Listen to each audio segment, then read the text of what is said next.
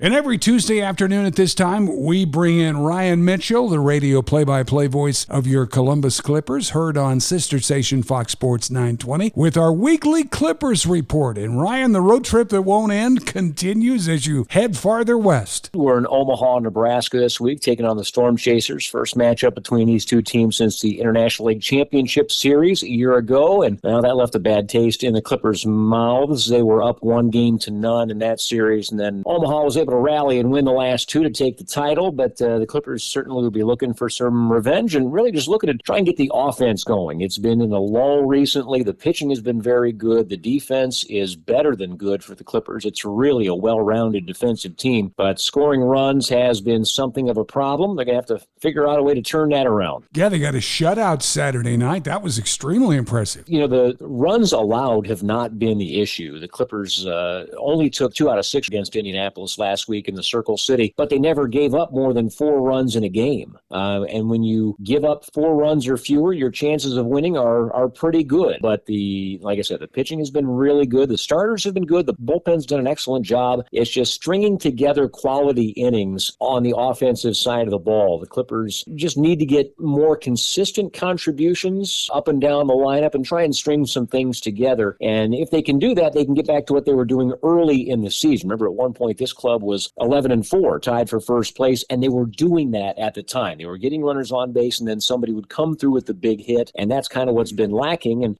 timely hitting with runners in scoring position, there's not much more important in baseball than that. Talking to Ryan Mitchell, your radio play-by-play voice of the Clippers, heard on sister station Fox Sports 920. So, Omaha, what's their pitching look like? Can the Clippers break through out west? Well, this Storm Chasers team, as I was kind of looking things over heading into the series, it is a very veteran group. I don't know if there are any guys on this roster that don't have AAA experience and some extensive AAA experience at that. Now, their team earned run average is just a shade under 5, so theoretically, that's a team you can score on, but it's just, again, a matter of putting together innings where you get 2, 3, 4 hits, a couple of runners in scoring position, then somebody comes through, and when that happens, if you do that 2 or 3 times a game, guess what? You're going to win, and the Clippers just need to find a way to get that done. This Omaha team is deep, and on the offensive side of the ball, they are very experienced and dangerous, so it'll be a good test for the pitching staff. Any lineup massages you think management's going to make, try to get the Clippers firing? There have been